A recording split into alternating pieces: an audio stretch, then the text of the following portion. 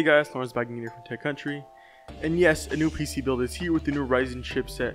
Please make sure to subscribe before his build starts. So it's getting close to Halloween. I was going to say Christmas, but F it. I'm doing a build and I'm kind of ran out of video ideas. Anyways, the first part of the build goes to the graphics card. That's going to be what's going to be powering those pixels. The EVGA GTX 1050 Ti, 4GB of VRAM. Now you want to save, if you want to save 50 bucks, switch to the 2GB version, but I extremely recommend getting that 4GB version for the extra 50 bucks, just so that you get the extra performance, and it really does help out in a lot of newer end titles. With the core clock of 2.29 GHz and a 1.39 GHz boost clock, so you can even run almost every game at 4K 60 FPS, some games, but you can obviously do 1080p 120 FPS depending on the game, and some 4K again depending on the game. So like Minecraft, you can easily get 4K 120 FPS, but that's Minecraft. Let's say you get Black Ops 3.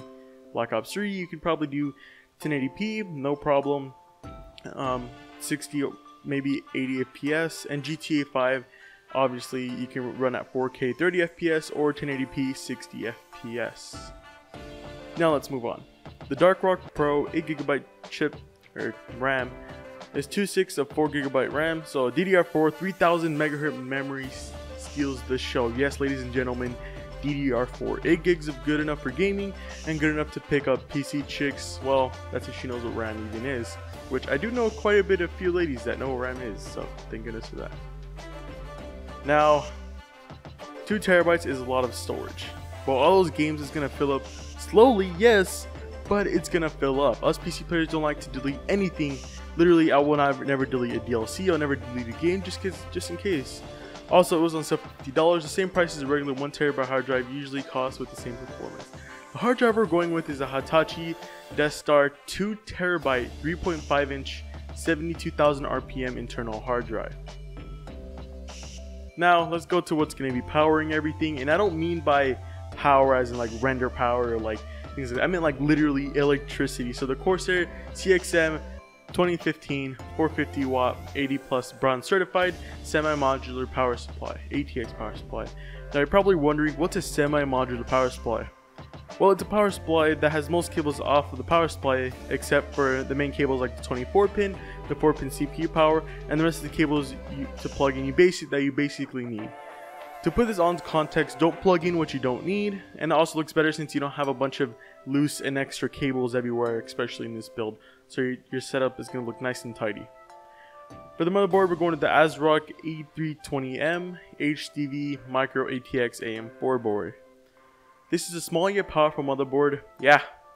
Now how many times has something been small yet powerful and still get the job done? Well, usually 0% of the time, until this motherboard came into play. It supports up to 32 gigs of DDR4 RAM, so it's upgrade friendly and is compatible with all the parts in the build. So yeah.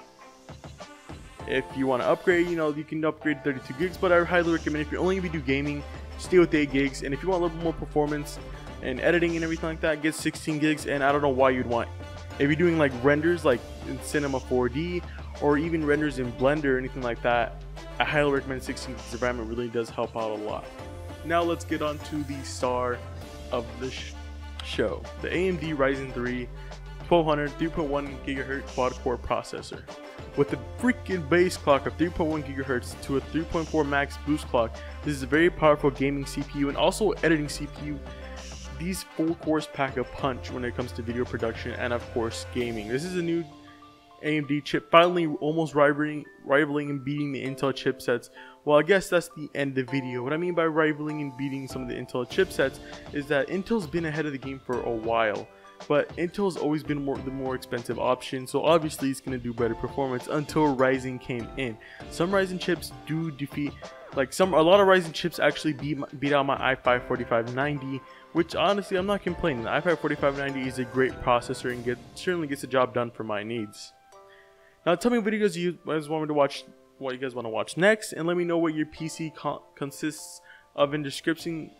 Okay, basically what I'm trying to say is leave your link for your PC below, and I'll rate it, and I'll actually maybe even do a video on it. If you have, just tell me how much you spent on the PC, I'll look up all the parts, and I'll actually do a build you on this, and I'll actually try to beat it out. Meaning that, let's say your build was like $300, I'll try and make another system on PC Picker or PC Part Picker and try and outbeat your system. Maybe yours should be better, mine will be maybe mine better, and you do get a free shout out also as well of any social media platform. Could be your Twitter, Instagram, or Snapchat, anything like that. I will shout that out for you.